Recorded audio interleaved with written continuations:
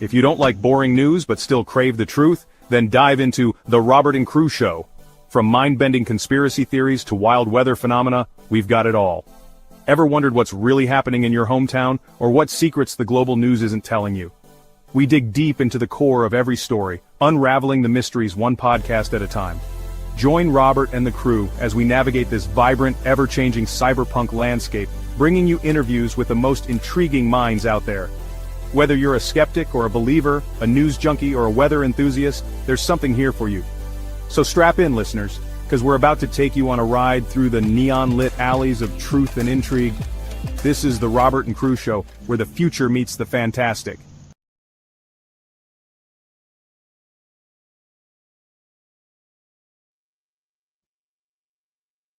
Welcome back to the Robert and Crew Show. As always, I'm the podcast host, Robert. And I'm the podcast co-host, Crew. And I'm the co-host, Julie. And tonight, it is my birthday! Woo! Happy birthday! I'm you old fart. 13 years old today. You old fart. What's up, Jamie? Hey, Jamie. How are you, Jamie? Today, Robert's an old fart. Yeah. Today, Rob just turned 33. And Thank yet, you, I'm Jamie. still older than this motherfucker. Yeah, I'm older Crew's than always both going to be of older you. than me.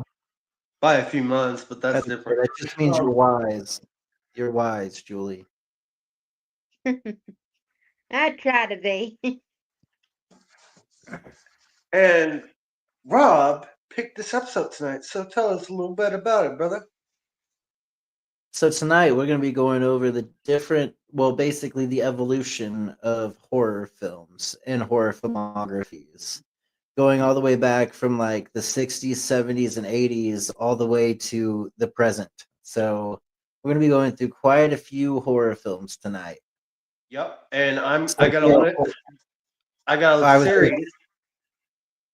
I was going to say, if you're a horror film freak, you're going to absolutely love this episode. Yep. Crew's got some lists for us and some different information he came up with.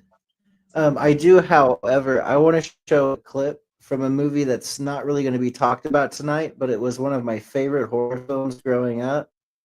And it actually set the stage for me really getting into horror films as a young Rob.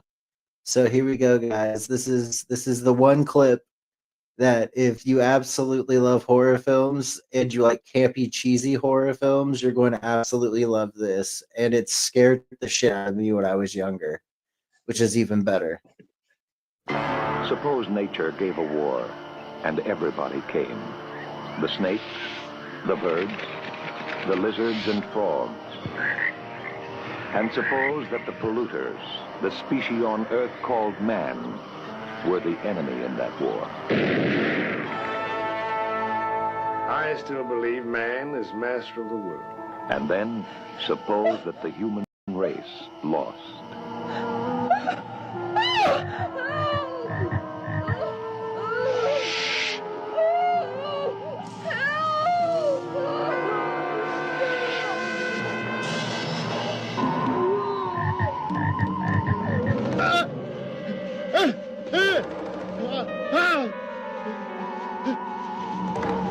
Ray Milland, Sam Elliott, Joan Van Ark, Adam Rourke, Judy Pace.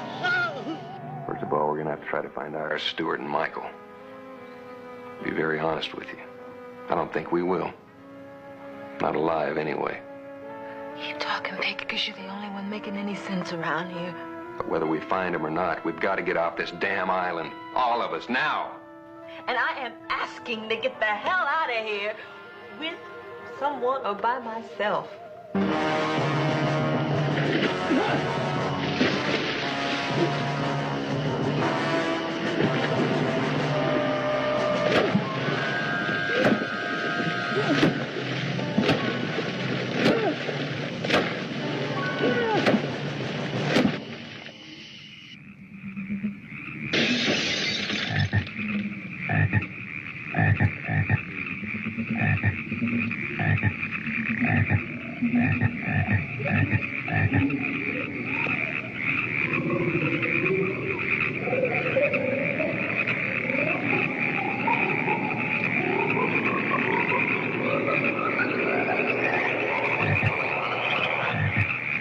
Frogs is coming.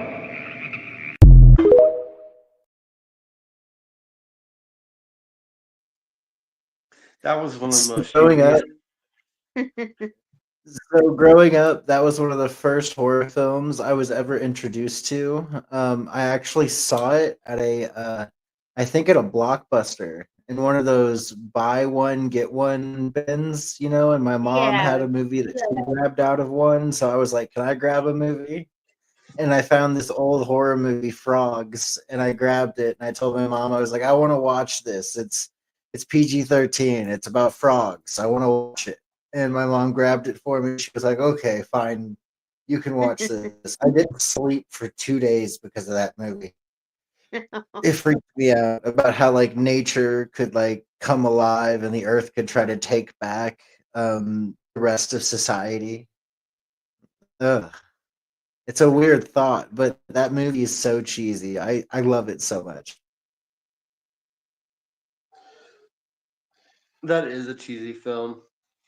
I mean, I've seen it once and I'm like, okay, I can't finish this. This is too cheesy for me. I actually watch Frogs every Halloween. Like not on Halloween, but around Halloween, like when all the horror movies are getting big, I go out and I purposefully rent Frogs just so I can watch it. See, that's the difference between you and me. When it comes to movies on Halloween that I'm gonna watch, I'm gonna actually watch the entire Halloween series. On Halloween, you watch the entire Halloween series. Yeah. So Uh, before we get into all of this, Julie, who's your favorite horror film movie character? Oh, character. It doesn't have to be the villain. It can be any character. There's so many different ones.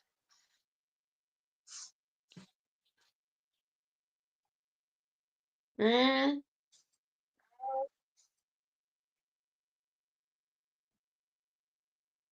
come back to me on that one. I don't really have a Uh, favorite, but I've True. What's watched I so many. I can tell you my two because I have two: villain Oh, you and got two? hero. Okay. All right. Billy from Halloween 6, he was also in Halloween 1 as a kid, but Halloween 6 he's an adult. He was the kid who was babysitted by Lori. Mhm. And my favorite villain of all time. Now, I'm not going with Halloween. I'm not going with Michael Myers.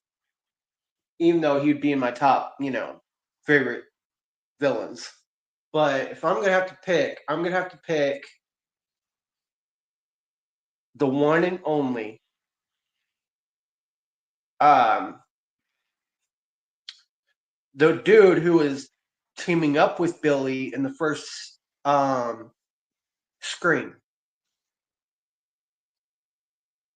Oh, are you talking about uh oh my god, the The dude's guy who played Shaggy. character who yeah.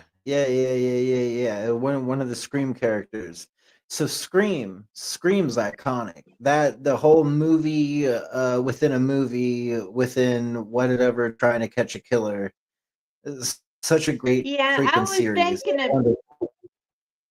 I was I think his thinking name was about the Stewie. Scream. No, not Stewie. Stewie's the good guy. No, Dewey Um, Stu. Stu, that's Stu is right. It one was of Stu. the Now, I Dewey. don't. Dewey's the good guy. Dewey's the good guy. I'm thinking of yeah, Stu. Dewey's top. Yeah. Now, I don't know Scream movie if characters they it's. actually I was thinking of Scream, but then also like I've always kind of liked Freddy Krueger because I've known about that one since I was a kid. We used to sing the song and Matthew Lillard everything. and he So played then to Stu. Yeah, One, Scream. two. The Yeah, the Freddy Krueger films were great. The yeah. Freddy Krueger films were great. So the first time I ever watched Freddy Krueger, I was much too young. I should not have been watching the movie. Me too. I don't remember if my dad owned it or if my uncle had it, but somebody had it, and I took the movie from them and I snuck it, and went out of when my parents went out of the house for like 3 hours one day doing errands, I decided I'm gonna put this in the TV and watch it because nobody's home. And oh my god, what a mistake that was. I watched it in the basement and I couldn't go down in my basement for like a month or two. And then on top of that, I was so scared because I watched it in the dark without anybody's home. And that was just such a mistake. And that was the first Freddy Krueger movie. Oh, speaking of movies that I do not have a list for, but I am going to bring it up just once. Remember Final Destination? Oh my god, yes. I can't watch those movies. And they just came out with a new one. Yep, Yeah, I they sure did. It's the sixth one, and I'm glad they finally came out with the sixth one because Andrea says my first scary movie was It. Wonder why I'm scared of clowns. My dad made me watch It, Andrea. I watched I watched It with my dad and my mom when I was like 11 years old, and it was probably the second scary movie I ever saw in my life after god, the first one was Frogs. So my second one was It, and that fucking clown, man. That Tim Curry's clown, the original It, Tim oh Curry. yeah, He was wow. so good and so creepy and so freaky. And like when he goes beep beep Richie and he opens up the refrigerator door and dude's head is in the refrigerator, scared the shit out of me. And the balloons popping all over the library and they're popping blood and stuff. And then the multiple shower scenes with the blood pouring out of the shower and the clown coming out of the drain. Oh, did you know that they're coming out with a new hilarious. I'm literally wearing the Exorcist t-shirt because it's horror movie night. But yeah, did you know they're coming out with a Welcome to Derry series? Yeah, welcome to Derry. Yeah, Welcome to Derry and I'm actually thinking about watching it when it comes out.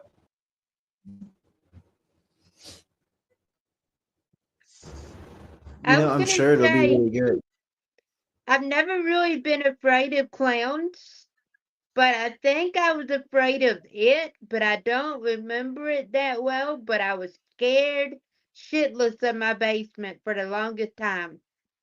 And I So used to children, run up the steps to try to get out yeah, of the basement.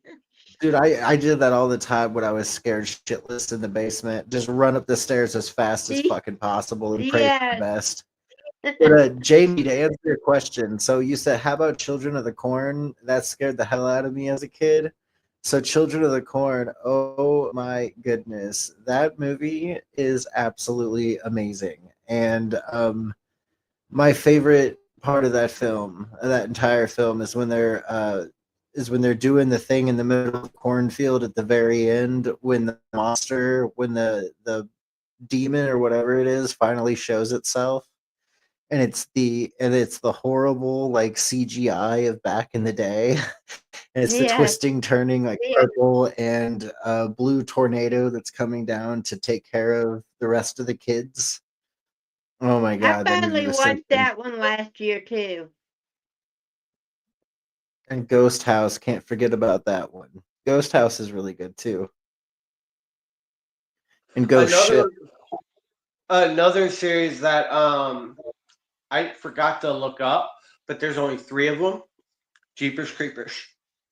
Jeepers, Creepers, creepers, creepers, where'd you get don't those hurt creepers? creepers.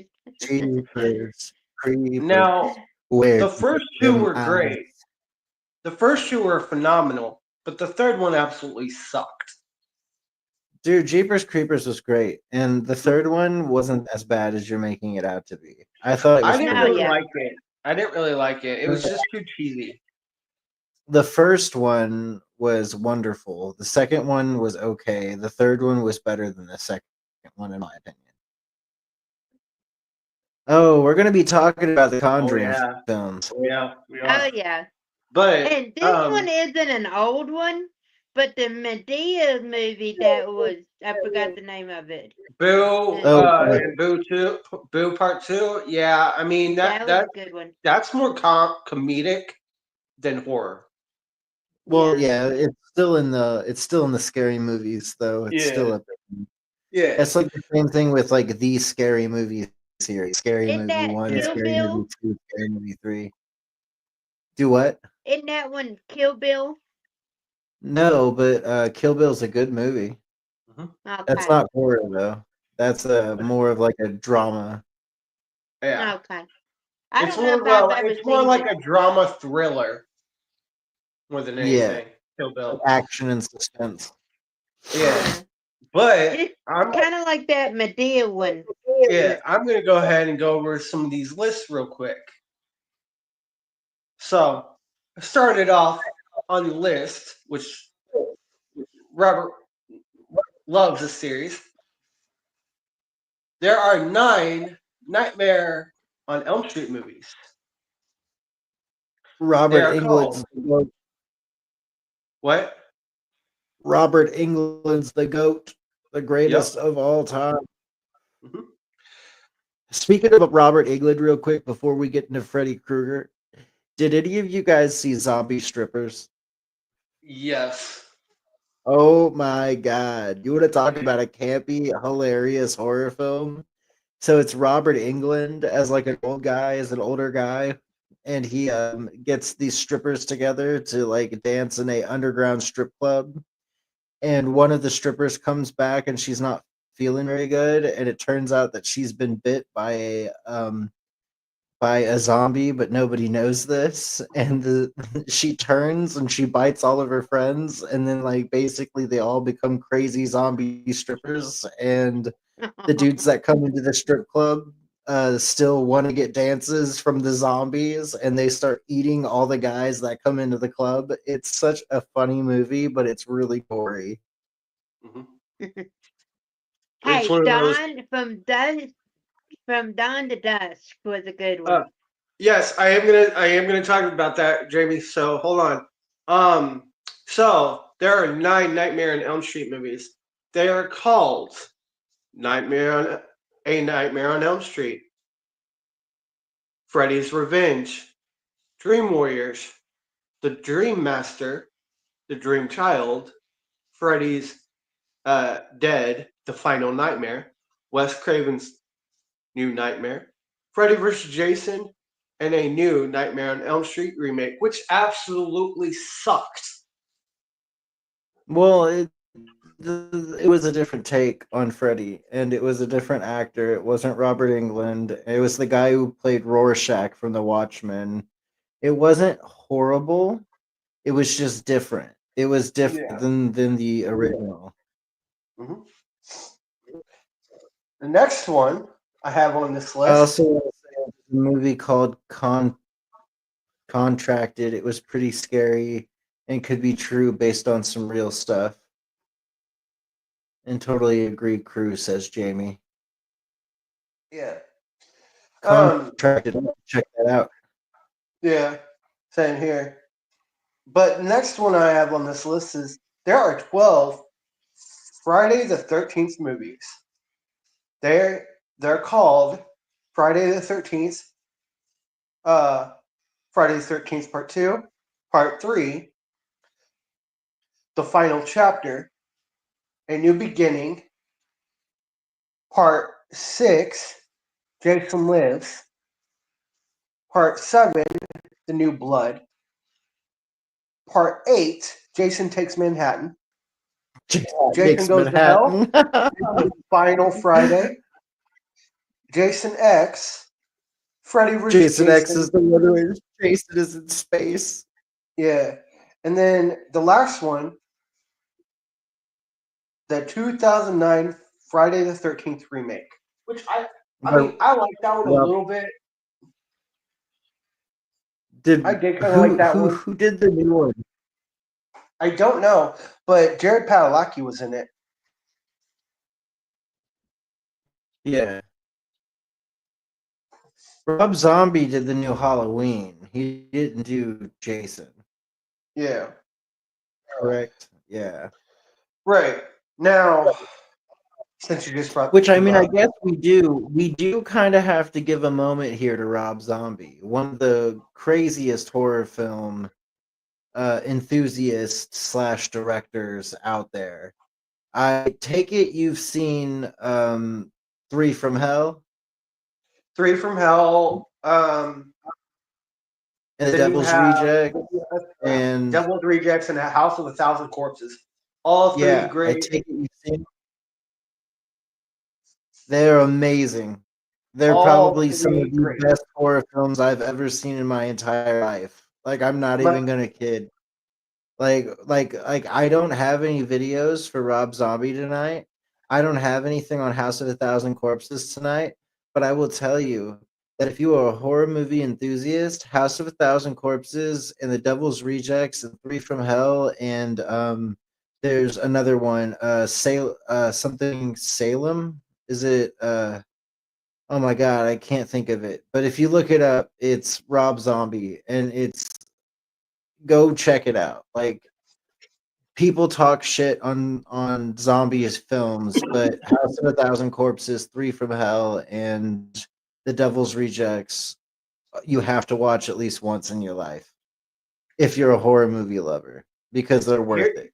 You want to know something funny, Rob? The House on Haunted Hill's good. Since we're talking about that real quick, Yeah. you remember when Comic-Con was in town? Yeah. So I was at work, right? And I was in the lobby checking the trash. And this dude who was here for Comic-Con, staying at the hotel with his family, dressed up as the clown from all three films. Oh wow.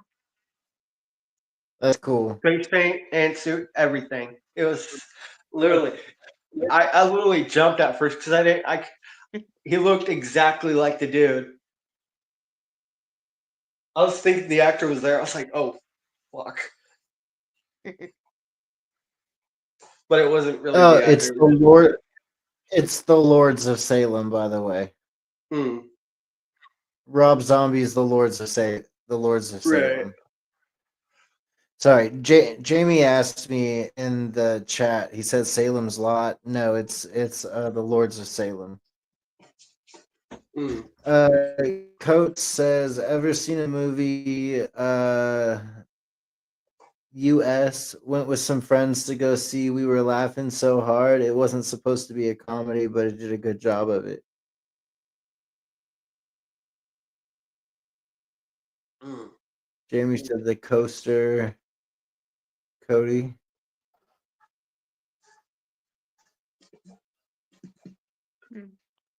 The next But anyways, one, you're talking about Jason, right? Or you going on to something else now? I'm going on to something else now, yeah.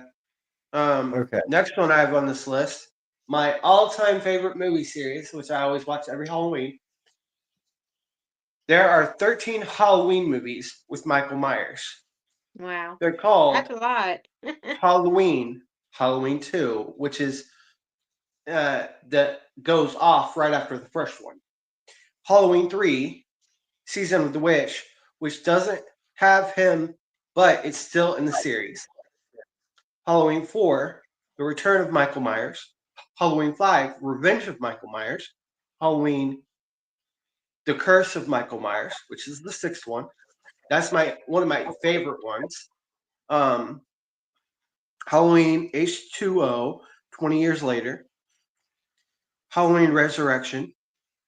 And then Halloween remake in 2007. Halloween 2 remake sequel. Halloween 3, Halloween 2018, There's so many Kills, Halloween movies he can't even name and them. Halloween Ends. Wow. There's so many Halloween movies you were struggling naming them all. That's so funny, See, dude. I love Halloween Halloween. 1, 2, and 3 are great. Like the originals, 1, I 2, did and not 3 like are the That was third great. one. the original. I did not like the third one. That one was so stupid. They were made. Okay, Why? so they had it where androids were the killers and masks were the killers. Like you put on a mask and you die.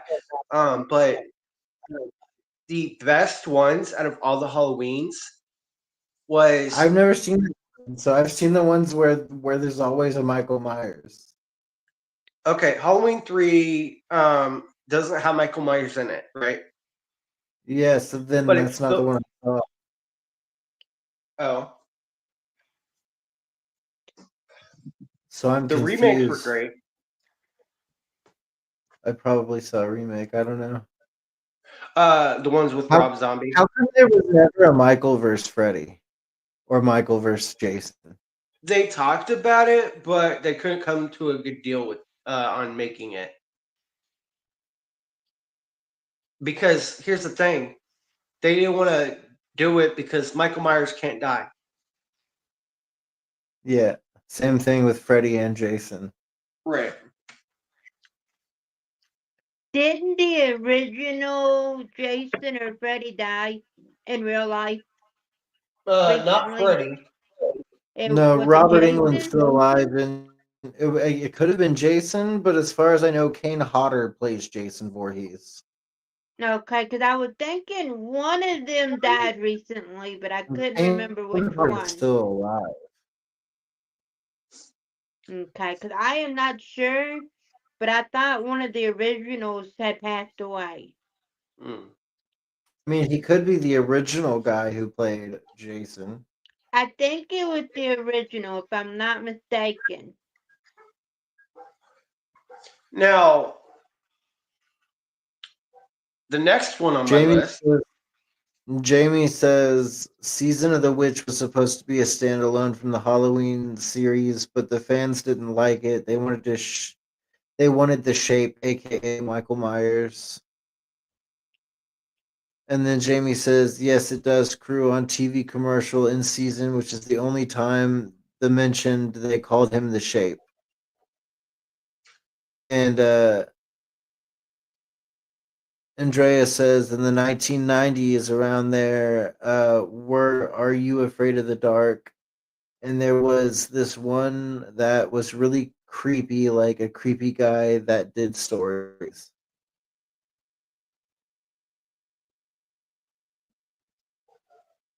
I don't know. I never I watched can't remember Halloween. that one, but I know about Are You Afraid of the Dark? That was one of my all-time favorite series. I'll have to look into Are You Afraid of the Dark? Are You Afraid of the Dark? Basically, a bunch of teenagers go around a campfire and tell stories. No, it was the guy who played Chuck in the original Child's Play who just passed away. Yeah, I knew about that. That's the one who passed away, Julie. Okay. Yeah, Now, because Robert England is still alive, and Robert England played Freddy, and Kane Hodder is still alive, and Kane Hodder plays Jason. right. Okay. Maybe Well, I was thinking of that. since we just brought up Chucky, I got the list for Chucky up and ready to go. Hell yeah. Hell fucking yeah, Jamie. The Crypt Keeper. Hell yeah. Hell yeah. That's all I have to say about that. Hell yeah. Yeah, the Crypt was awesome.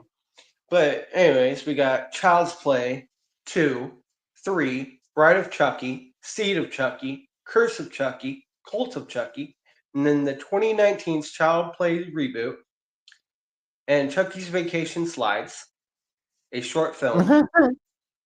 The TV series Chucky has 3 seasons. God, and it's so good. It's so Mhm. good. Now, who all remembers Hellraiser?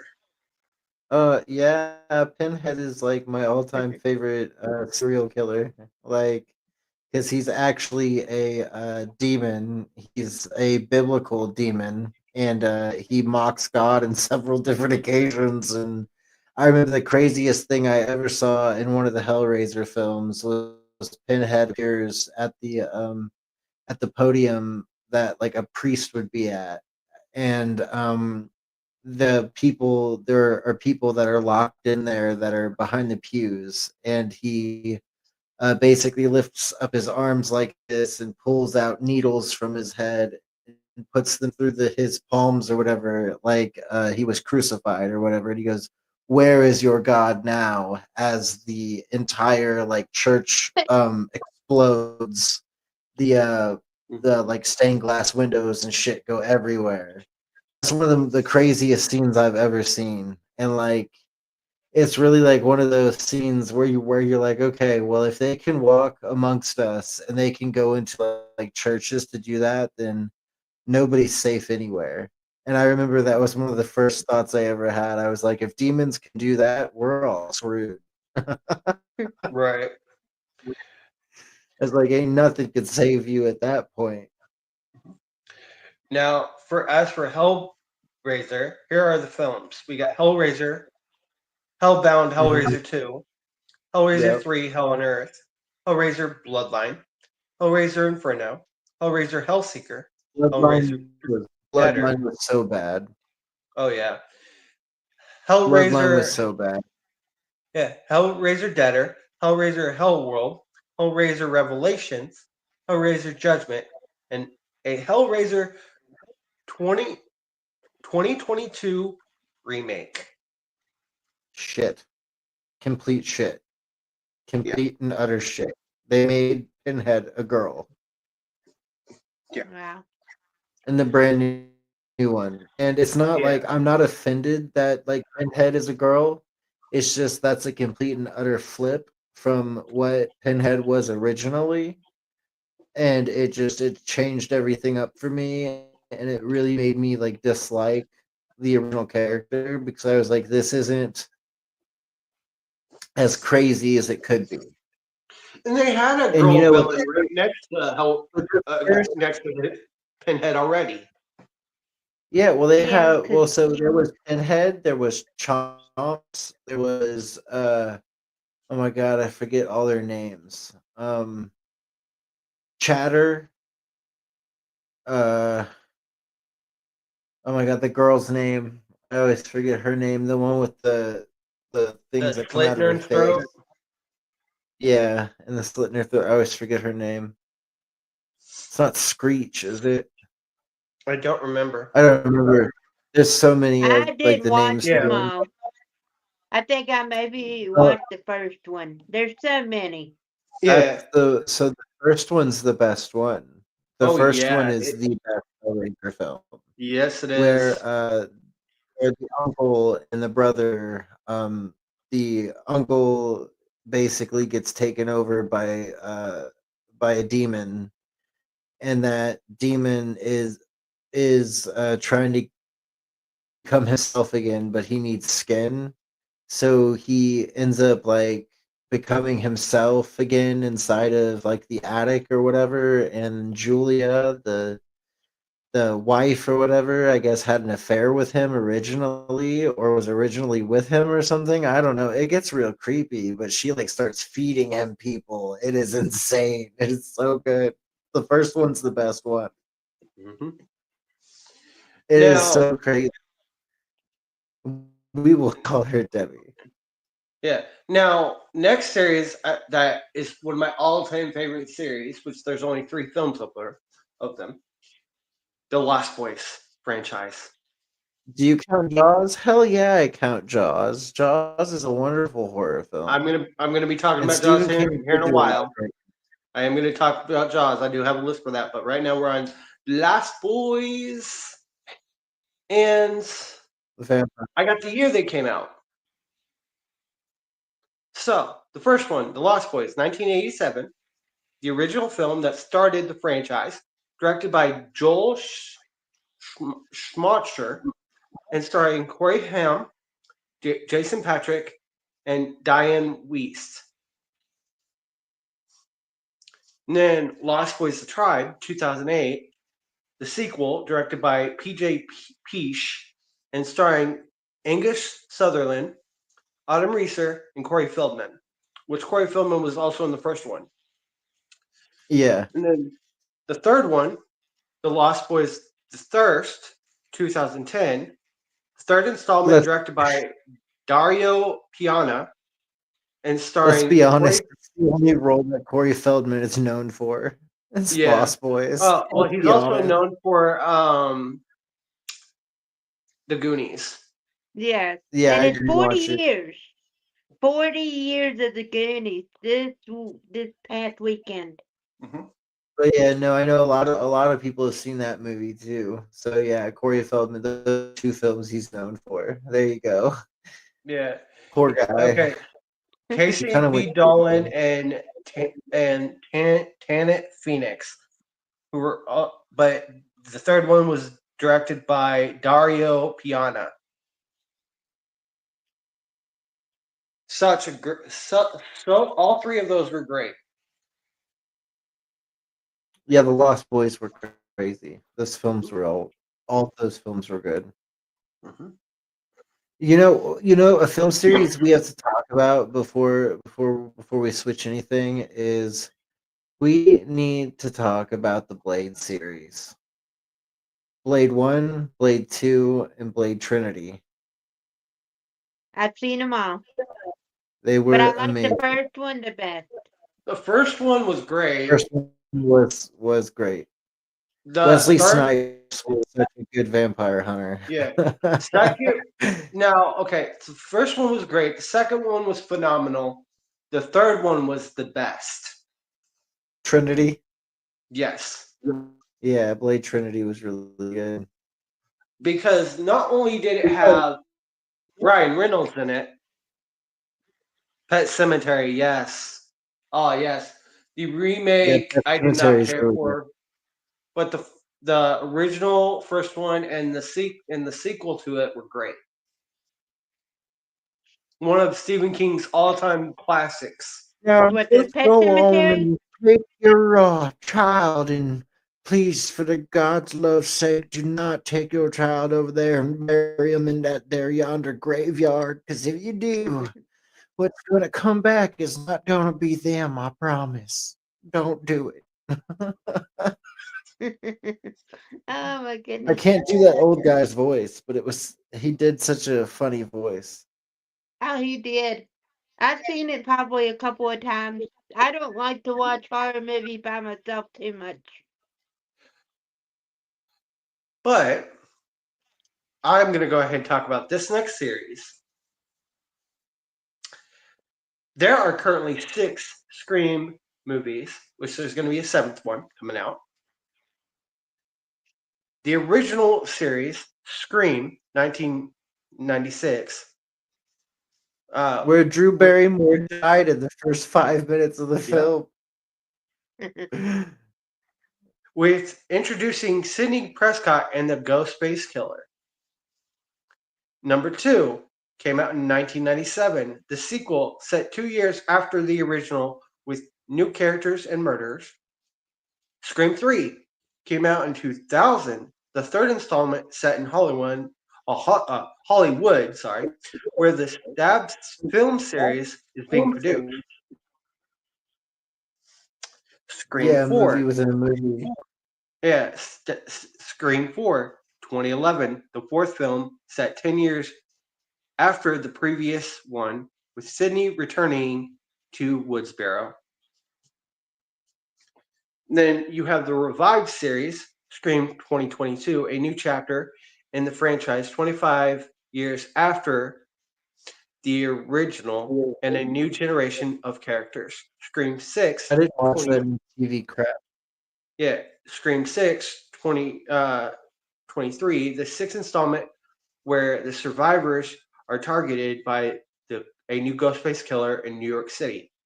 And then a seventh Scream movie, Scream 7, is scheduled for release on February 27th, 2026. Then What are they going you to do have, now? right? I feel like they're like overkilling some of these movies. Yes. Uh, well, I think they're trying to kill off the original characters from the originals, and from my understanding, the guy from the first one who was one of the killers who survived, Stu, is going to be coming back. Yeah. But I don't. But that's a rumor. Um, but as for the TV series, Scream the TV series, there are 3 seasons.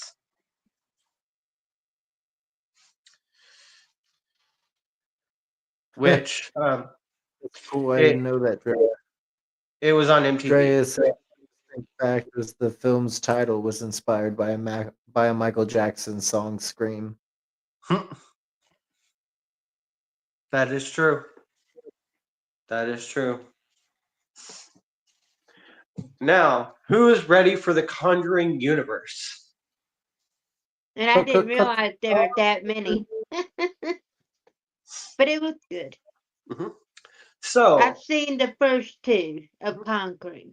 all right, so we're Conjuring gonna 1 and Conjuring 2. here's the breakdown for the entire universe. So we're gonna start off with the Annabelle movies. We got Annabelle 2014, which was set in 1967. We got Annabelle Creation, which came out in 2017, a prequel set in 1955. And then we got Annabelle Comes Home, 2019, set in 1972. Then here's how it goes. We got we got The Conjuring, Conjuring 2, The Nun, and The Curse of La Llorona.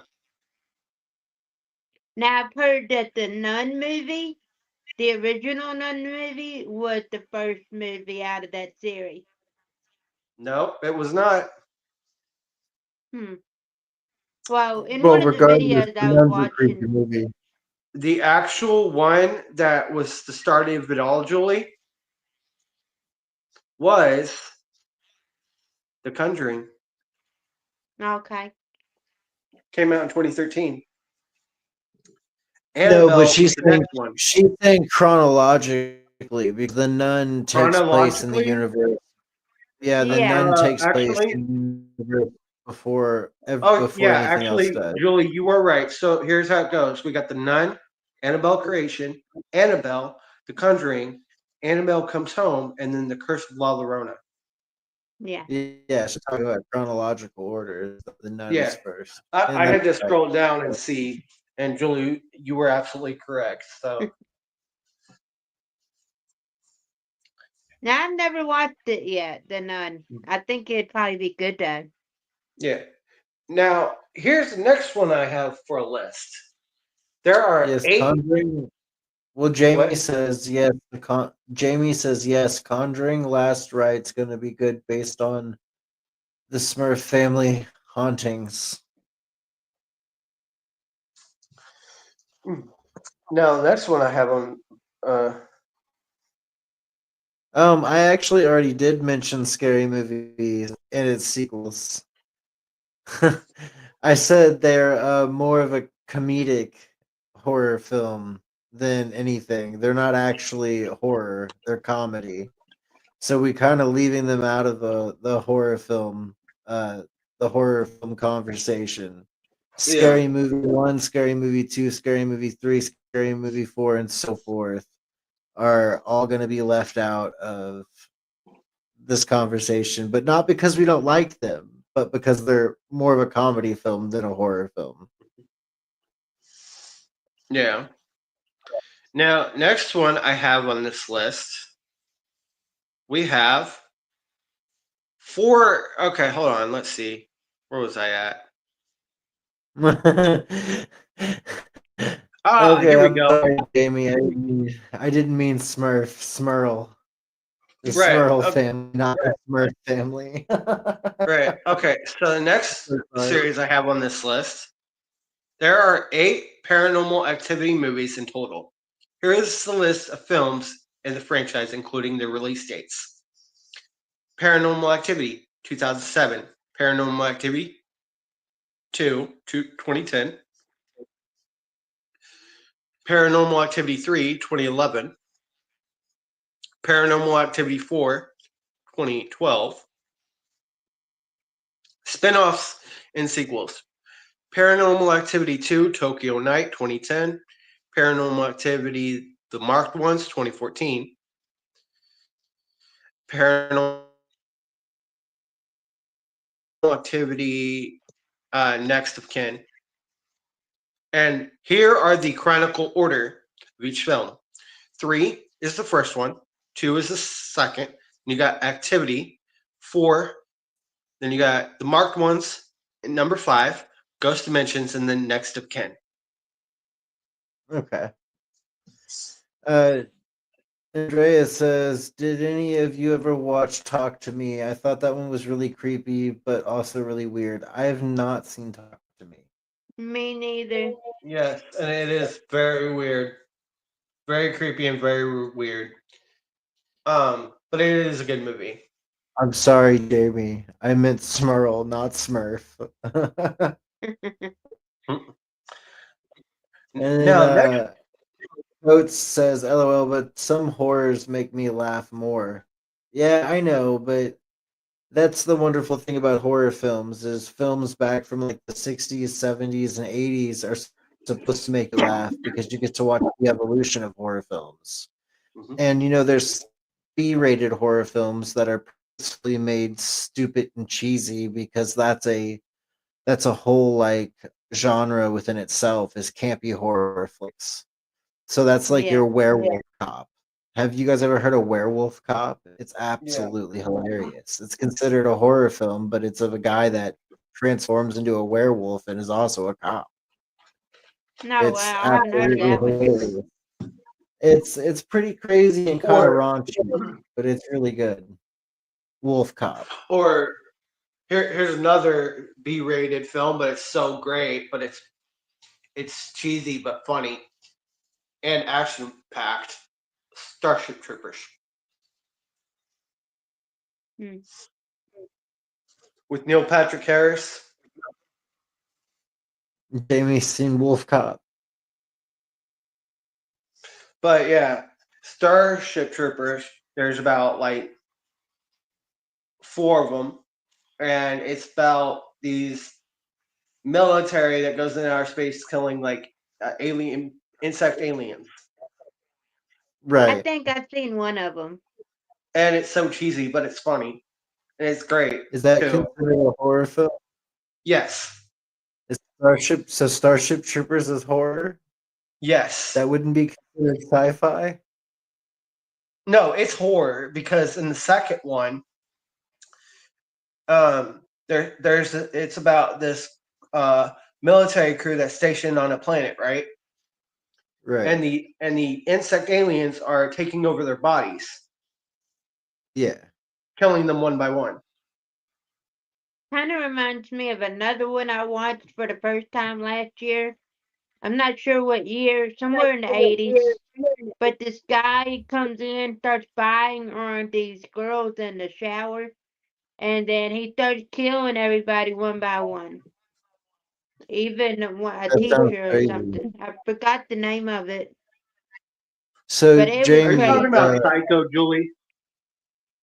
oh, Psycho. Yeah, I've seen Psycho. Psycho's a good I movie. don't know if that's the name. I have to look it up. Because Psycho, there's a guy that killed Jamie Lee Curtis's mom, who played this chick who got No, stabbed in this the one wasn't shower. Psycho. This Okay. one wasn't. This is another one. It's high school girls and Mm, their friends. Jamie said he didn't And see this Wolf guy. Cop, but he did see an American Werewolf in London, and that it was badass. American Werewolf in London is an absolute masterpiece. It's another one of those films that I watch every Halloween. yeah. Such a great mix of horror and comedy and just kind of sadness all in one.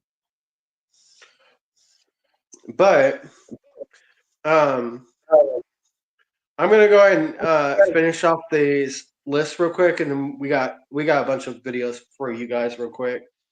So next one on my list, there's 9 movies in the Texas Chainsaw Massacre franchise.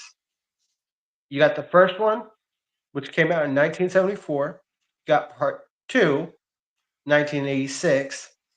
You got Leatherface, the Texas Chainsaw Massacre 3, 1990. Texas Chainsaw Massacre, Next Generation, 1995. Then you got the reboot and prequel, which the first one, which was a remake of the original, which came out in 2003. Then you got the New Beginning, which came out in 2006, which is a 2003 remake. Uh, Continuity reboot, Texas Chainsaw 3D 2013, a sequel to the original film and They have previous the ignoring previous sequels. Leatherface 2017, a prequel exploring Leatherface origin story. And then you got Texas Chainsaw Massacre 2022. Didn't they have? Wasn't one of them on Netflix? It's like I a don't Netflix movie. I don't know. It doesn't say. I don't know. I don't remember. Maybe I'm wrong. Wasn't it inspired by a true story? Yes. Yeah, it's inspired by Ed Gein. Ed Gein is the inspiration for the Texas Chainsaw Massacre, but Ed Gein did not ever chase anybody with a chainsaw. Right. Like, they just took like Ed Gein's likeness and then made a crazy killer with the same things that Gein would do were his like personality traits. Yeah, But because he basically, like, actually made a Leatherface well, out of one of the no, people he actually, killed. so Geen, as far as I'm concerned, I don't know if Geen actually ever made face leather from people, but I know that he used people's body, like people's skin and stuff, to make furniture and Yeah, clothing. And he had a couple bowls that were like skulls that he had turned into bowls that he would eat food out of. He had a thing that he was like really crazy about his mother, and I believe he like maybe he made a skin suit out of her. I don't know if that's true or not, or if that's just legend, but I've heard that before.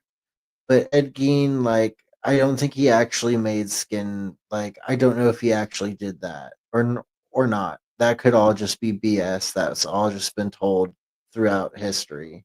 yeah. Because I don't know. I just heard it was inspired by a true story, and Well, it's inspired by a true serial killer, yes. Yeah. Which Yeah. Dean was a serial killer. Yes. Now, um, the next one I have on my list is there are 4 movies in the Cabin Fever franchise. We got Cabin Fever 2002. We got Cabin Fever 2, Spring Fever 2009. Cabin Fever Patient Zero 2014. And then the Cabin Fever 2016, a remake of the original film.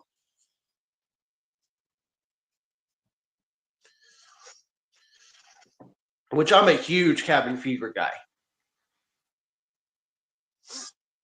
Then another franchise that I absolutely love, Wrong Turn. There are 7 movies in total. We got Wrong Turn 2003, Wrong Turn 2 Dead End 2007, Wrong Turn 3 Left for Dead 2009, Wrong Turn 4 Bloody Beginnings 2011, Wrong Turn 5 Bloodlines 2012, Wrong Turn 6 Last Resort 2014, and Wrong Turn 2021, a reboot. Drea wants to know, has anybody talked about Until Dawn yet? I mentioned it, but I don't think we've talked about it yet. So Until Dawn, they made a movie based off the video game, but the movie is way different than the video game. Some Or are you similarities, but talking not a from lot. Dusk to Dawn? No, Until Dawn is way different than Dusk to Dawn, and it's about Wendigos. Okay. Yeah. Wendigos. You're not supposed to say that out loud, bro. Now one's gonna come and find you. Wendigos are real, man. They're real. Now let's talk about Candyman. There are Candyman, 4 Candyman movies in total. Candyman. We got Candyman, which came out in 1992. Candyman Farewell to the Flesh, 1995. Candyman 3, Day of the Dead, 1999. And then Candyman 2021, a direct sequel to the original. The And there was Candyman a sounds there really was a good. real Candyman in real life. I feel like a lot of those movies are based off of real things, or Yeah. were inspired by real killers. Yeah. And here's a classic. There are 4 Jaws movies in total. Here's the list of films in the franchise. We got Jaws, 1975. Jaws 2, 1978. Jaws 3D, 1983. Jaws the Revenge, 1987. Yeah, We're gonna need a bigger boat. Right. I had to throw that in there. that line was never said. I know, right? All right. Now, Well, I got something to say. Crew. okay. Okay, so basically, I'm gonna go out real quick with the enduring legacy of old school movie monsters. From the flickering screens of early cinema to the collective imagination of audiences worldwide, old school movie monsters have left an inedible mark on popular culture. Emerging primarily in the 1930s to the 1940s, iconic creatures like Frankenstein's monster, the Wolfman, Dracula, and the creature from the Black Lagoon captivated audiences with their blend of horror, tragedy, and spectacle. These monsters, born from literary roots and cinematic innovation, not only defined the horror genre, but also reflected the fears, anxieties, and fascinations with their time. So I absolutely love all of these older monster movies, specifically Frankenstein's monster. Basically, how tragic the story is, and it's one of the most iconic movie monsters in my opinion. But Frankenstein's monster it was roared to life by Universal Pictures in 1931. It was directed by James Whale. It was adapted from Mary Shelley's Frankenstein novel in 1818. The film introduced Boris Karloff's unforgettable portrayal of the creature. Yeah. So that Frankenstein, absolutely wonderful. And then of course you have Dracula. Y'all have seen the original Dracula, right? The black and Oh white yeah, Dracula. yeah. So if And there's another Frankenstein's black and white monster, movie. yeah, so if Frankenstein's monster represented the dangers of creation, Dracula's embodied basically the seductive supernatural evil instead. And the Universal Dracula 1931, it was directed by Todd Browning. It was brought by Bram Stoker's 1887 novel to the screen with Bela Lugosi's mesmerizing performance defining the vampire archetype. And then Lugosi's Dracula with his hypnotic stare, aristocratic demeanor, and thick Hungarian accent transformed the vampire from folklore into a cultural icon, turning the movie itself into an occult classic. And I And then, loved Young Frankenstein. yeah, Young Frankenstein was really good too. All the Frankenstein films I've ever seen have always been wonderful.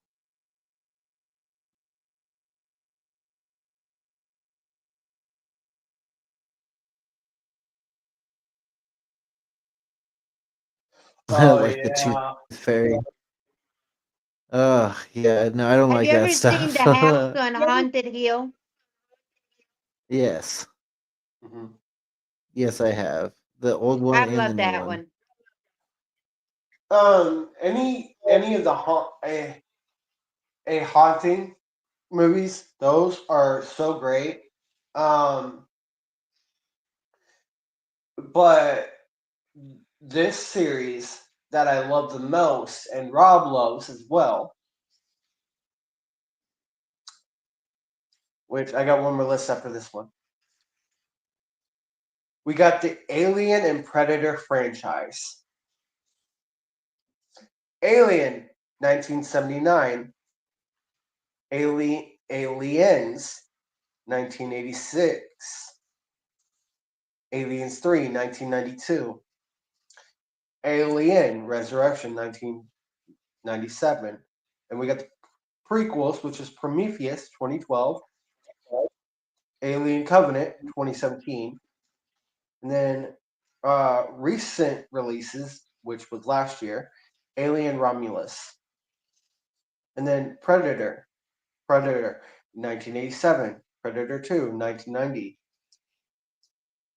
Group, okay, so and then we got Predators 2010, the Predator 2018, recent releases, Prey 2022, which absolutely was a great movie.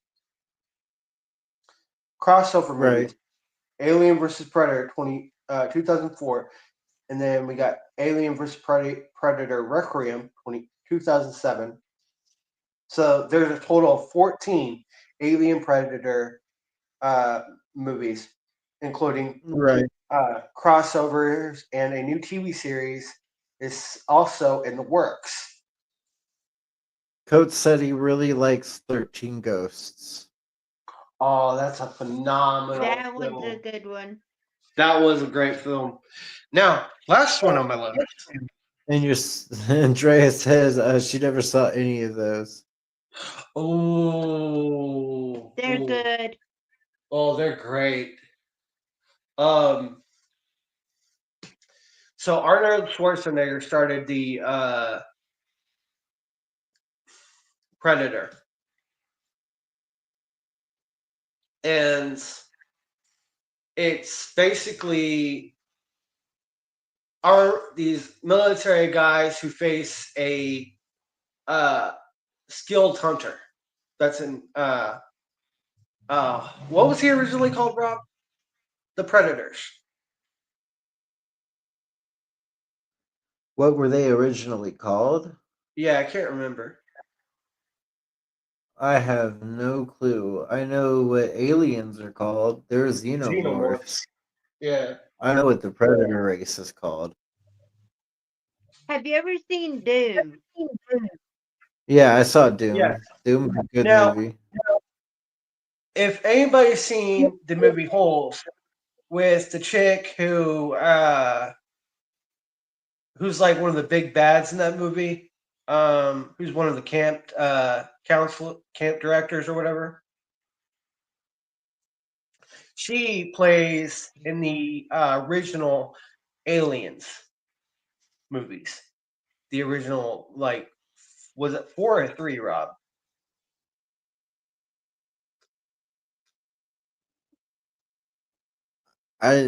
She The was main like chick. the original. Yeah, no, Ripley. Yeah, She was in like 3 movies, 3 or 4 of them. yeah. Now, Drea, since you like main character as women who are badass and you're all about those kind of characters, you're gonna want to check out Aliens because she's a badass in all those movies. Oh yeah. Give me a second, guys. And then You keep Prey, talking. is about a Native American chick who fights the Predator. And it's about the Native American times. But last list I have. There are 10 Saw movies in total. Here's the list of films in the franchise. We got Saw 2004. We got Saw 2, 2005. Saw 3, 2006. Saw 4, 2007. Saw 5, 2008. Saw 6, 2009. Saw 3D, which came out in 2010. Jigsaw, which came out in 2017. And then Saw 10, or Saw X, which came out in 2023. Which they was going to do a 11th one, Julie, but they chose not to. Yeah, that's a lot of Saw. I think I may have seen the first one, but I don't remember if I've seen some of the others or not. Well, I mean, they were all great films. I've always been a big Saw fan. Rob loves Saw. Oh, We- the Saw franchise. Oh yeah, Yeah. heck yeah, Saw was amazing. Did you know that I they was- were going to make an 11th one, Rob, but they chose not to? I mean, I believe it. But that's the list I have of each series.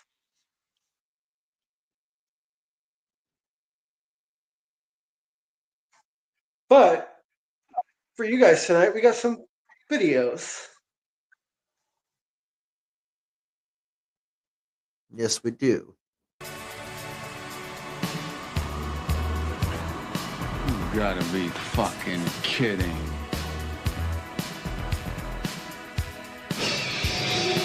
Sometimes you're better off dead. There's a gun in your hand that's pointing at your head. You think you're mad, too unstable, kicking in chairs and knocking down tables in a restaurant in a West End town. Call the police, there's a madman around, running down underground to a dive bar in a West End town. In a West End town, a dead end world.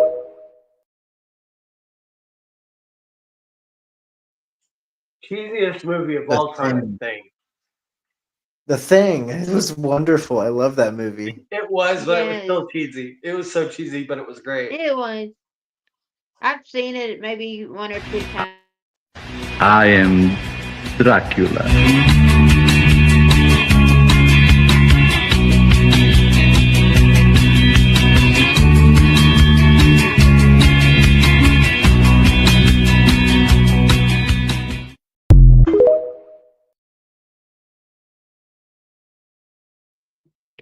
Definitely like the original vampire movie. Dracula. Yes.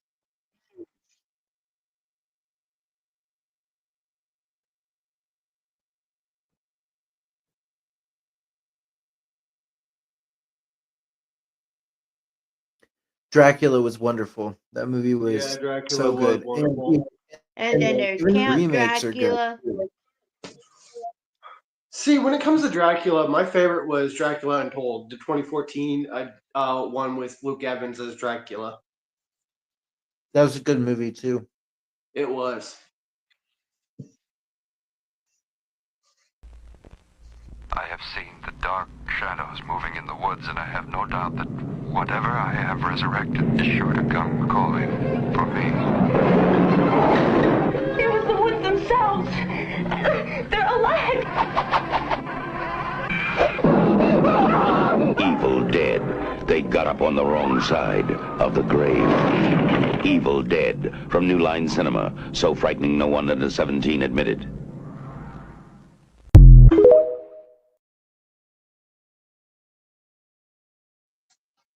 That And you, of one course, I've can't forgotten. forget- I forgot about that one. Yeah, we can't forget about Evil Dead series. Yes. No, you cannot forget about the Evil Dead. Some of the best horror to ever grace us, but also be some of the best comedic shit to ever hit the Yes. streamline. Yeah. Like Army of the Dead was probably the best or the best comedic value. The first, Comedic cheesy the value. first one. It was great on that. But my favorite out of the Evil Dead was the second one. Oh yeah, remake because of the chick when she was opened up the the basement door and Yeah. was talking, and I'm like, oh man, that is so much better than the original. How they did that. Yeah.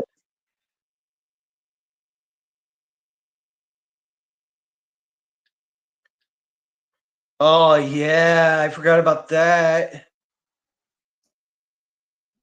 About the Amityville horror. Yeah, such great movies. The remake, the original. Ooh,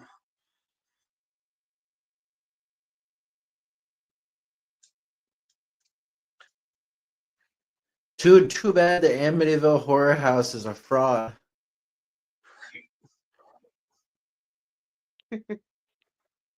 I would Per love it to be se, real. I don't know. There, so besides the one family that had issues at that place, nobody else has had a single issue at that house, which leads me Yeah, to that believe it was not the house that had the problem. It was the it was people that were probably the in the family. house. people. It was The, the Hmm. family and the people. Um, Yeah. but that happens.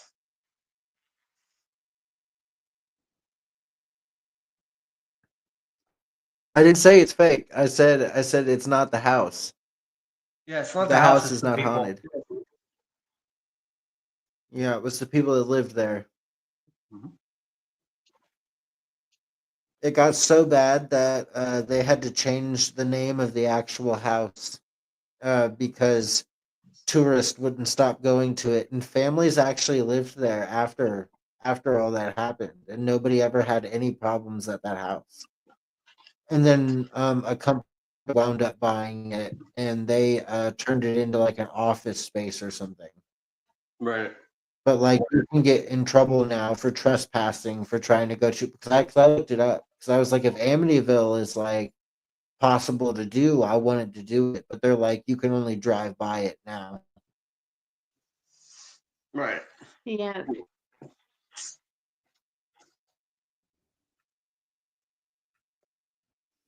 Don't get any ideas, Pops. I'm 65 fucking years old. I don't need a father figure. I'm the boss of me.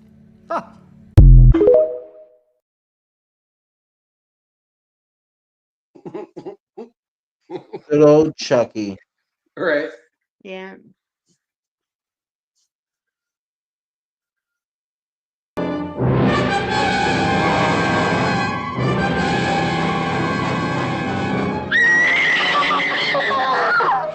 Hey!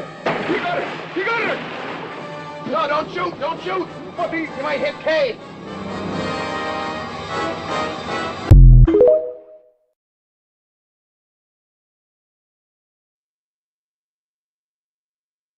Great film. The creature from the Black Lagoon. Yep.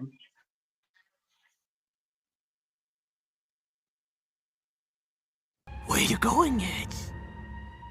If you lived here, you'd be home by now. Come join the clown, Ed. You'll float down there. We'll float down there. Yes, we do.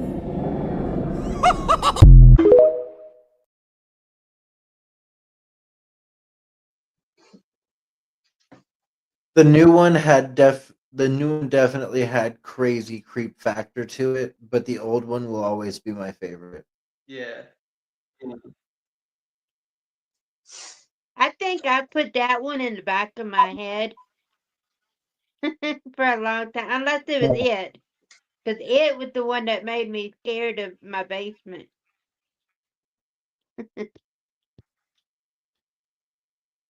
It was traumatizing to every single kid or young adult that watched it when it came out or when they were young. Yeah. I like the remake because it made it into a two-parter. The first one was when they were kids, and the second one was when they were adults. But Yeah. the original will always be top tier. Oh, definitely. Oh, yeah. Tim Curry was amazing. Oh yeah. For sure.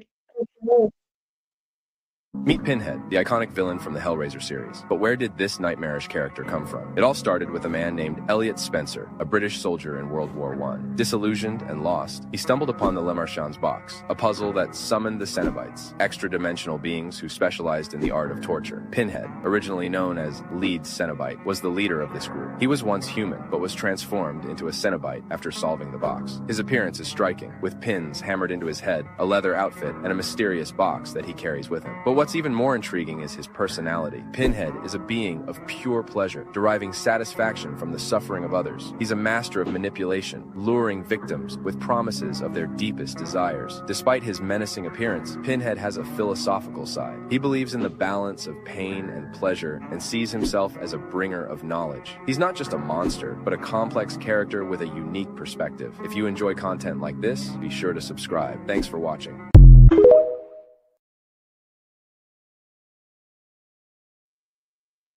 Pinhead. Yep. That was one of my favorites growing up. Mine too. There he is. He can speak. He just chooses not to. So is he real? Who?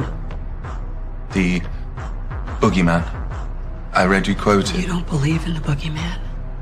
I believe in Michael Myers, a deranged serial killer, but the boogeyman. Well, you should. I always thought Michael Myers was flesh and blood, just like you and me. But a mortal man could not have survived what he has lived through.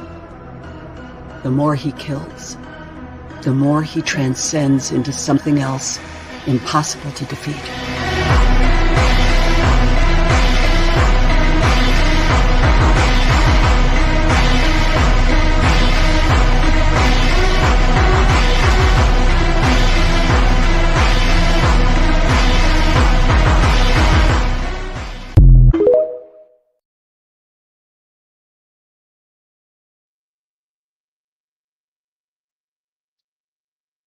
Good old Michael. Oh yeah. Yeah. Check the comments real quick, crew.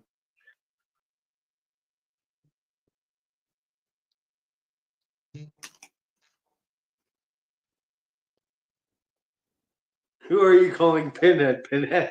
And then I'm Dirty Dan. That's funny.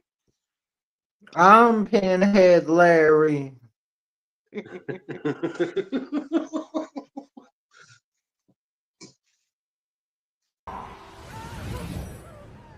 Die, little bitch.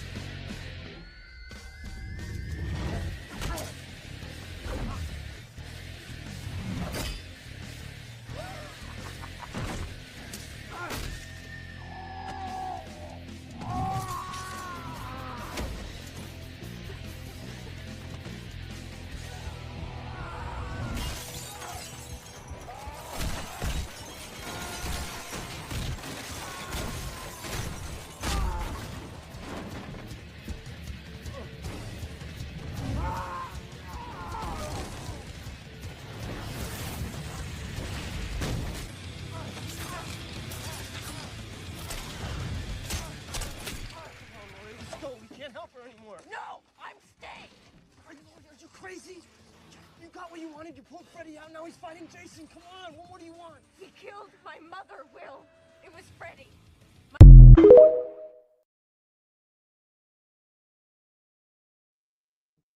One of my all-time favorite Now, movies. one interesting thing about Elm Street is that was inspired by somewhat of a true story because of people that were having nightmares and they couldn't sleep. And they got so bad that they were starting to, because they couldn't sleep, they were having so many nightmares. Right. I hadn't heard of that. I believe it. I've heard a lot of people say that, like those two killers specifically, Jason and Freddy, were based on true people. Yes. Horror movie villains that won't fuck with you unless you fuck with them. See, most horror villains will come after you for no apparent reason. But the people on this list are the definition of fuck around to find out. Starting off the list easily with Candyman. Literally, all you gotta do is keep that man's name out your mouth. That's it, bro. If you get got by Candyman, that shit was 110% your fault, my dog. Because what purpose do you have for even saying his name 5 times other than to get fucked up? Just like Candyman, if you don't open the box, Pinhead will not fuck with you. I mean, he literally said it himself. The box. You opened it. We came. So my suggestion is don't open the box and he won't come. Makes sense, right? Next, I got Samara Morgan from The Ring. Okay, the first person who watched the tape, can't blame them. They didn't know. But everybody who watched the tape after hearing the words, you know there's a tape that if you watch it, you'll get a call that says you'll die in 7 days.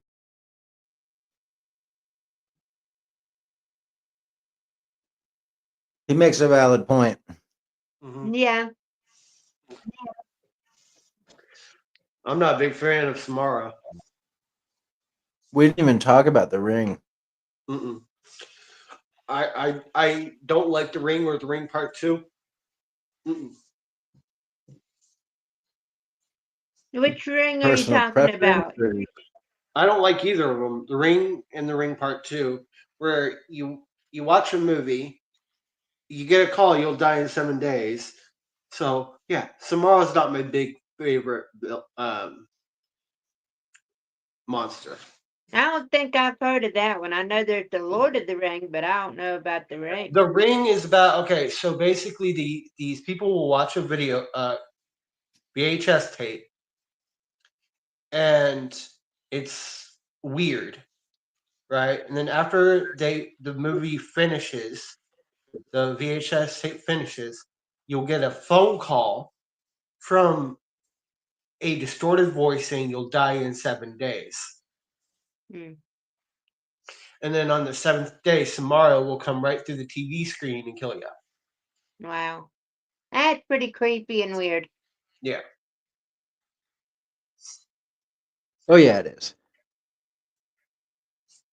The most unbeatable horror movie characters ever. Number 1, Jason Voorhees. Undead human, superhuman strength, and immortal. And also has that weird thing where if you're in his sights, you're done. There isn't anywhere Jason won't go to unalive you. He will go to the ends of the earth to make sure you never come back. It is 100% impossible to survive. You then have Art the Clown. Now, we've seen Art the Clown get packed up in multiple instances, yet still comes back. On top of the fact that he is so sick and twisted, he enjoys what he does. He just toys with it. He doesn't actually care about doing it. He knows he'll get it done. He just likes to have fun while doing it. And I think that's the scariest part. You then have Leatherface. Not superhuman, not immortal, but still, we've seen Leatherface take some crazy hits, and yet still comes after you with that chainsaw. I'm quite sure there is nothing Leatherface can't go through, besides another horror movie character, in order to get done what he needs to get done. And finally, you have Death from Final Destination. Once you're on the list and see something absolutely insane happen, you are next. You can put people in front of you, yes, but I don't think that would make much of a difference because at some point in time, your time is coming.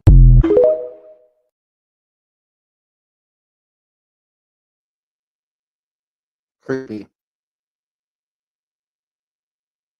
Yeah. No Final Destination stuff for me. I don't like that. Me neither. Terrifier, though. Whew. Oh, dude, Damien Leone's Terrifier is an amazing horror film. Horror movie villains who could be easily avoided if you're not an idiot, part 2. Annabelle. If I were to obtain a doll where all of a sudden I put it in my bedroom, I wake up the next morning and it's in my living room drawing on the walls with crayon, it's gone. I'm not talking to it, I'm not hiring anybody to talk to it, nothing's moving inside of it. The doll is just gone. You then have Chauncey the bear. Now you gotta do a lot of steps in order to see Chauncey in his normal form. This giant, terrifying bear. Because normally he's just a little teddy bear. Therefore, I'm never going to the never ever. It's never ever happening. You then have Ghostface. This one may be a little bit harder. Just don't be mean to people. Most of the time when people in the Scream franchise are getting packed up, they're a part of a friend group. Sometimes they're the outcasts of the friend group. They do weird things. Thankfully, I'm not involved in anything like that. But yes, this might be the hardest one. You then got my boy Chucky. Well, I actually just rewatched the original Chucky, and I'm not gonna lie, the premise is crazy. There's an unaliver who ends up transporting his body into the Chucky doll. Now hear me out though. If I had a kid and they were like, Dad, I want a doll that talks, then all of a sudden, as soon as it starts talking, you can hear the voices a little bit different than on TV, especially because you got it in an alleyway. You never bought it from the store. The doll is haunted and it's gotta go. I'm immediately throwing it in the fire. Like and follow if I should do a part 3.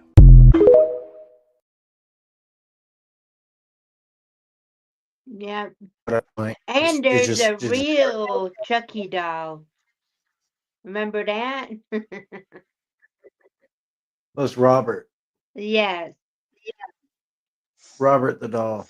Yep, and I Yeah. don't think I'd ever want to go and see that. No, thank you. Nope. One of the most famous horror films ever was filmed at this New Jersey town. Have you seen the original Friday the 13th? It was filmed in Jersey. Come with us as we check out some of the movie's iconic locations in Blairstown, the home of murderer Jason Voorhees. Remember that spooky diner scene during the intro? That's the Blairstown Diner, an old school spot still open for breakfast, lunch, and dinner. You might even see a familiar face when ordering a meal. As you walk through town, you might stumble upon other landmarks featured in the film. During Friday the 13th's opening moments, the film's protagonist Annie walked right past this blue building, but it was originally painted red. She also walked through these arches at the old mill. While the town may look picturesque now, back in 1979 it was used to capture the terrifying aura of the movie. Will you dare to visit Blairstown?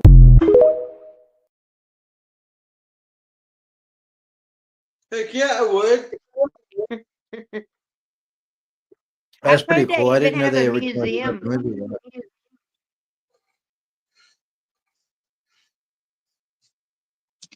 I think they got a museum there. That's pretty legit. I didn't even know that that's where they shot the movie at. Yeah. Jamie said, oh yeah, Robert the doll named after Robert Otto.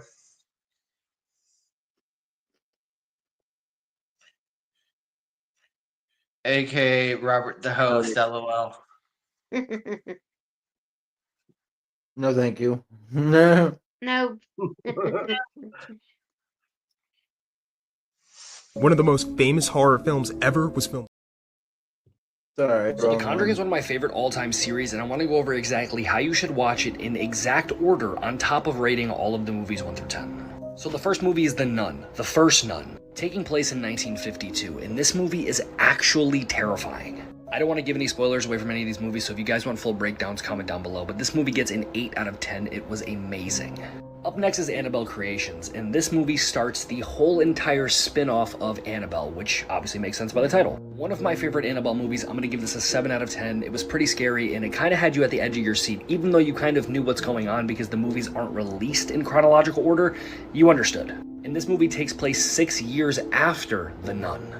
Up next is straight up just Annabelle, and if you've seen this movie, you know that this movie is insane. Actually insane. The opening scenes are amazing, and I really, really love this movie. I'm gonna give it a 9 out of 10. This movie takes place 2 years after Annabelle Creation. Up next is my absolute favorite in the franchise, The Conjuring, the original Conjuring. This movie gets an absolute 10 out of 10, flying colors, my favorite in the franchise. And this movie is based 1 year after the Annabelle movie. Up next is Annabelle Coming Home, mid at best in my opinion, gets a 5 out of 10, but definitely something you should watch if you're interested in the universe and want to watch it in chronological order. Then takes one place after the Conjuring movie, so 1 year after. Up next is this movie right here. Every time I say it, I get flamed, but this movie is absolutely amazing. 6 out of 10, pretty scary, definitely a little bit of a change up in the series, but still good. Up next is The Conjuring 2, the worst movie in my opinion out of the whole entire franchise, The Conjuring 2. Horrible, walked out of the theater, had to watch it a few years later, not good at all. And then the newest installment is The Conjuring, The Devil Made Me Do It, which was okay. Wasn't great, it was just okay. I'll give it 4.5 out of 10.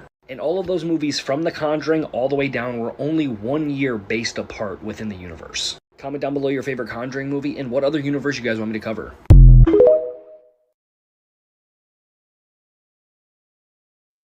I'm gonna have to say this real quick. Conjuring 2 was great, and Devil Made Me Do It was phenomenal. Now the Annabelle one was I seen at the theater, but the Conquering I've seen at home on DVD. But I haven't seen the others yet. The whole series was great. Oh yeah, Conjuring 2, Julie. Just so you know, it's based off in England. I've tried to watch a little bit of it, but I haven't been able to really get into it.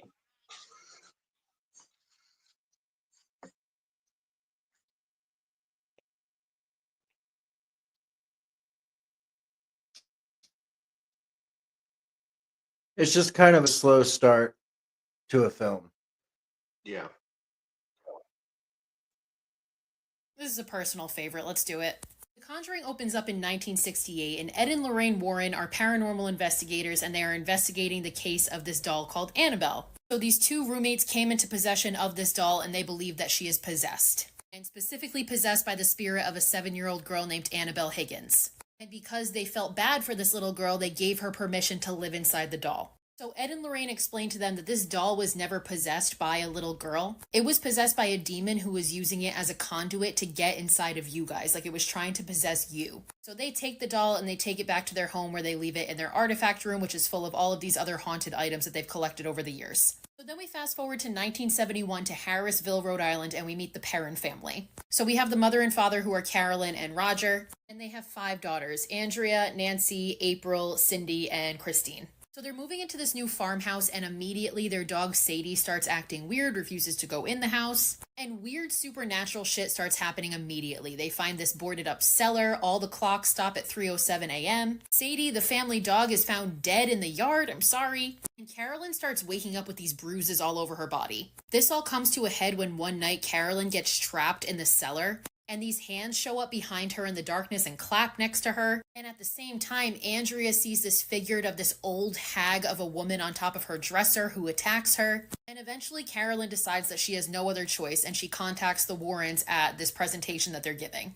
So the Warrens agree to go check it out, despite the fact that it seems like something happened to Lorraine recently, where she's not supposed to be doing these investigations anymore. Ed doesn't want her to. And immediately upon arriving, Lorraine sees a dark presence that has latched itself onto the family. And they tell Carolyn and Roger, like, this thing has latched itself to your family and it is feeding off of you, and moving is not going to help. So the Warrens decide they're going to bring in a crew so that they can gather evidence of this haunting, so that they can get approval by the Catholic Church to do an exorcism. So their assistant Drew and this police officer Brad show up, and they put bells and cameras everywhere and kind of rig the house to pick up any supernatural activity. Now, at this point, the Warrens have done some investigating into the history of the house, and they discovered that it used to belong to a woman named Bathsheba Sherman, who was accused of being a witch. And according to records, she had a baby with her husband, and she proceeded to take that baby and sacrifice it, declaring her love to Satan, and then hanged herself from a tree in the backyard.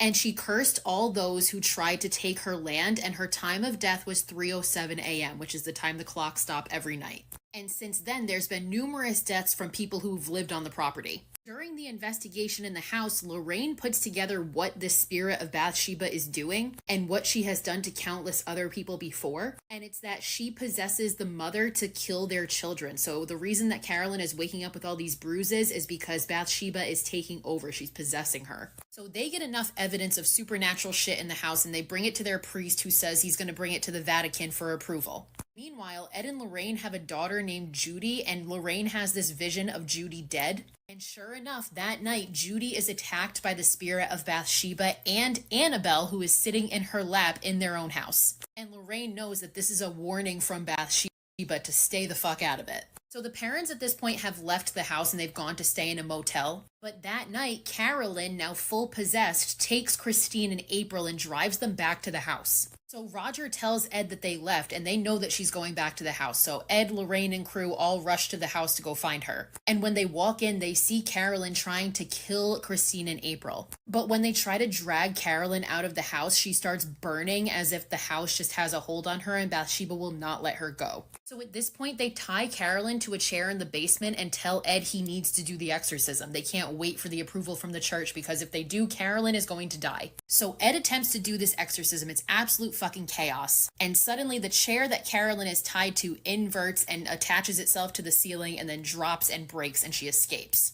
So Carolyn escapes and manages to chase down April and goes to kill her. But before she's able to do so, Lorraine stops her and brings up this happy memory of her family and manages to make Carolyn come back to herself for a second, which allows Ed to complete the exorcism, and it works. Carolyn comes back, Bathsheba is vanquished. Carolyn reunites with her family, she apologizes to her daughters, and in the final scene we see Ed taking this music box which belonged to April because she found it and it belonged to a boy that previously lived there and was murdered by his mother. So Ed takes it and places it in their artifact room amongst all the other haunted items including Annabelle.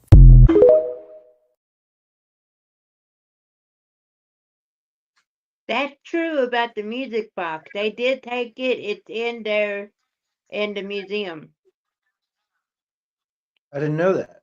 Yes, because I watched different videos about that, and that is one of the artifacts that they have besides the Raggedy Ann doll.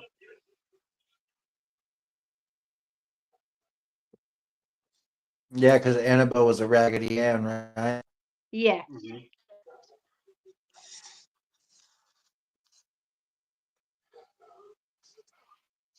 And I actually had a Raggedy Ann doll growing up. What And was I the number lost it at a one? hospital. What was the? That's creepy. What was the number one horror character that changed your life for horror films, Julie?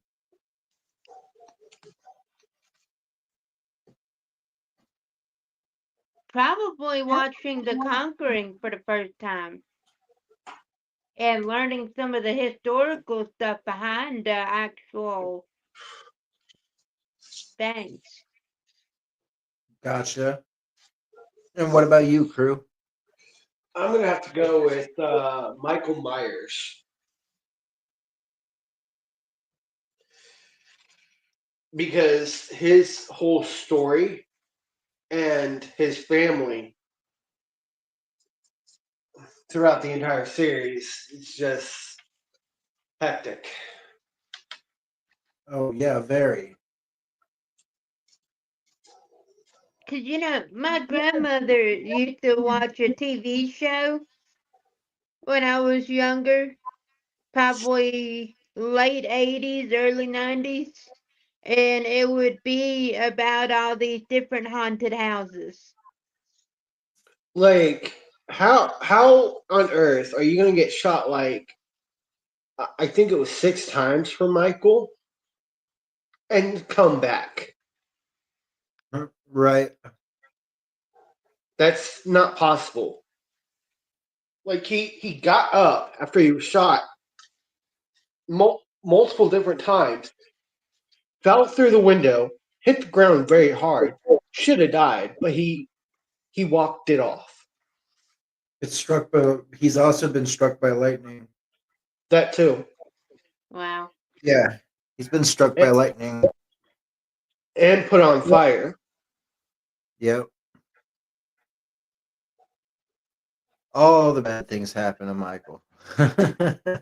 Yeah. And Jason. And he possessed a little girl in the in the fourth and fifth one. Did he? Yeah, I think it was like his granddaughter, his niece or something. It was Jane. It was Lori's daughter or whatever she was. Oh, geez. But she was related to Michael in a way. I think my cousin had a Chucky doll. A Chucky doll. Yeah. I always wanted one, but none of my family members would ever let me get one.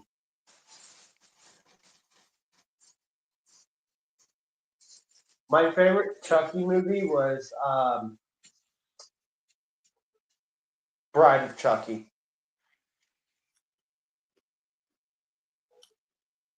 That was a Well, great one. Tiffany's the best.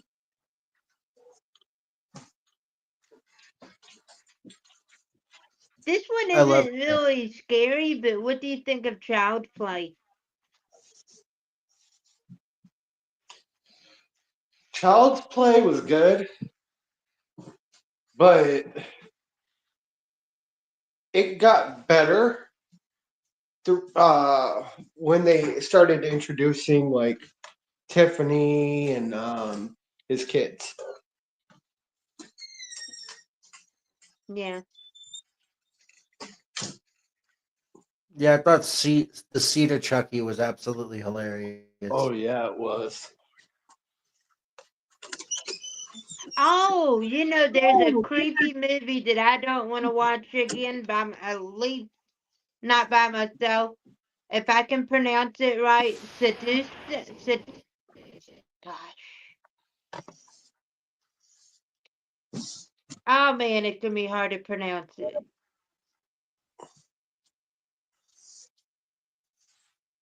It is one creepy little movie. I mean, so creepy. Seduce it. Ah, they made like 3 movies. One came out a couple years ago, I don't know. but it's about an older lady come trying to help the guy that or this family that had the spirit in one of them. Seduce. Oh, it's hard to pronounce it, but it was so scary. That's not the Babadook, is it? I don't think. No. You know what Drew, series where we are didn't you? forget to bring up? Whoa, which series? Goosebumps. Yeah, that would have been a good one. Yeah. Goosebumps was my childhood, bro. Goosebumps was great.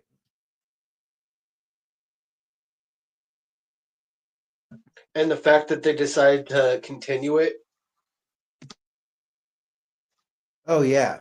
And R.L. Stein is just like basically legend.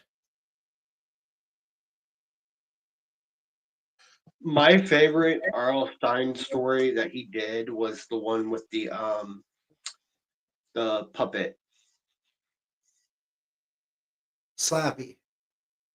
Yeah, Slappy the doll. He cracked me up.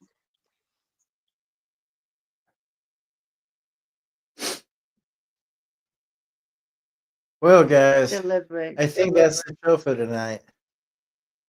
It was wonderful being able to be here with y'all, kick it, talk about some of the best things in the entire world, which is horror films. Especially this wonderful day that is my 33rd birthday. Yes. Happy birthday. Thank you again. Yes, happy birthday, brother. You old man. Thank you again. Yeah, I am old, but that's all right. I'm perfectly okay with being old. But Wait anyways, until you get my age, though.